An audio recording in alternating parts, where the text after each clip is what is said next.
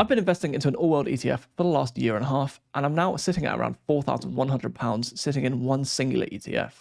My portfolio is entirely sitting at £23,000, and in this video, I'm going to talk to you about how my ETF has performed over the last 18 months, and how did I actually get to £4,000. Let's get into the video. So first of all, regular viewers of my channel would know that I'm sitting at around £23,000 in my portfolio, and I have about 27.7% of my portfolio sitting in ETFs. Now, the one particular ETF that I'm talking about is VWRL, which is the Vanguard All World ETF. Now, that position is currently sitting about 19% of my portfolio. And if we take a look at the info tab on my spreadsheet, we can see that I'm currently sitting at £4,110 in this ETF. I've invested around about £3,680 into this position, giving me a total return of £431 or 11.72%. But if we include dividends, my return is £474 with a percentage return of 12.9%. But this doesn't really tell the whole story. I've been investing around about £200 every single month for 18 months. So what do my returns look like over that period of time? We can take a look here on this tab, which shows the amount of money that I put in every single month.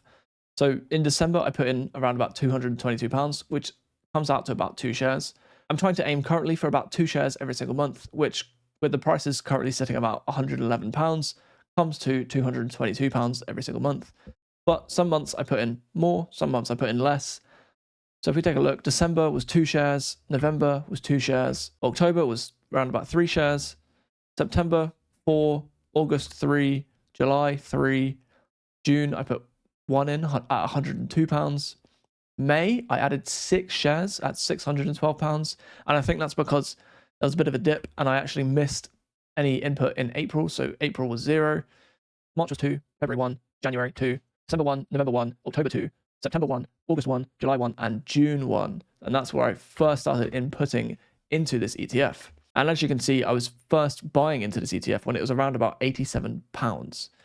So the price has appreciated quite a bit all the way now to December 2024. I started off initially putting in 1 share every single month. That was mainly to see how the ETF performed, and also because I couldn't really afford to put anything more into this ETF when I was inputting into other shares. But now I'm putting in £1,000 a month into my account. I'm trying to put in a bit of money into an S&P 500 ETF, and I'm still adding to my position in VWRL around about £200 per month. And if we take a look at how much I've got into the position entirely, we just sum up this whole position here, comes out to £3,680. It's been about 19 months, so I've averaged around £193.66 per month. But how has this actually performed over that time period? I know that I said that I returned 11.7%, but how does it actually look?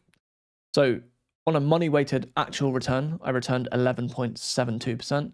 Instead of taking the total return from the start to the finish, we're going to look at the time-weighted return, so the average return over every single transaction. I returned roughly about 12.55%. This takes out the factor of how much money you're actually putting in and just looks at each transaction, what percentage return you actually got. So I returned 12.55% over that time period. But now, if we look at a monthly return, so instead of looking at every single transaction, I actually average each month's transactions versus where the price is at currently. It gives me a time-weighted return of 15.34%. Obviously, we shouldn't be using these metrics to calculate the actual return. We should be sticking with the 11.72%. But it gives you an indication of how adding more money into a position as the price goes up changes the way that your returns are actually calculated. Because if we have a look at my first transaction, which was on the 20th of June 2023, I bought into the position at £87.27, which with the current price at £111, it gives me a return of 27.3%.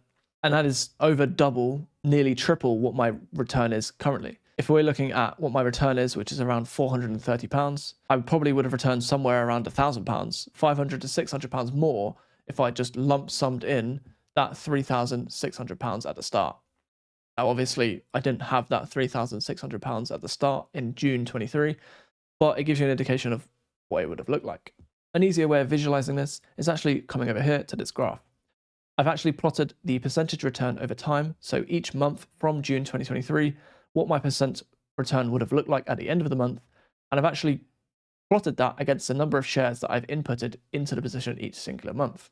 So the blue bars are the number of shares that I've input into the position. So For example, I was buying one single share every month, and in October, I bought 2 shares. And then the orange line is the percentage return at the end of each month from June 2023. And you can see there's a few dips and a few spikes in this graph. The first dip is in October when I bought 2 shares, and you can see that the percentage return actually drops, which makes sense. You add more shares to the position and the percentage return is going to come down. My percentage return was growing over time, where I was adding in 1 or 2 shares every single month, and then suddenly in May, I added 6 new shares to the position and the percentage return drops back down again. So you can see here in October, my percentage return dropped to about 0, but then when we creep up to March 2024, it carried on going and went all the way up to around about 11%. And then again, it dropped down in May to around 5%, and then it gradually has been creeping back up, even though I've been actually adding 2, 3, 4 shares every single month around this period. So you can see that my return has been around about 12% over these 18 months. Now that isn't brilliant, but obviously if we'd just lump summed in, 18 months ago, I would have returned 27%. So the return when you input more money into the position, the later on as well, you're adding in more money when the price gets higher, it brings the return down. Now with ETFs, it's probably easier for most people to dollar cost average into a position. You can't just simply add £5,000 to a position because most people don't have that kind of money. So it's easier to add 100, 200, even £500 into a position every single month and just watch that money grow. But that does eat away at your returns, especially if stock prices just continue to go up. On average, if you do pick a singular day that is the lowest point in a stock for the year, you will return higher than someone who's dollar cost averaging. But for most people, dollar cost averaging will return better than someone just randomly putting in a lump sum in any point in the year. But that being said, I'm going to continue adding around about £200 every single month to this position, and we'll see how that turns out in the long run. I do have plans for other video series in the future, like investing £1,500 into 3 different ETFs and seeing how each of them performs. And I'm planning on doing a investing £100 per day for the next 75 days video, but I'm not entirely sure that it will work out that way. Anyway, if you enjoyed the video, give the video a thumbs up, drop a comment down below and I will give you a reply. Look out for more content. I'm trying to put out more content in 2025, put out more content about ETFs. Let me know how I'm doing in my investing and let me know if you enjoyed this video. Thank you very much.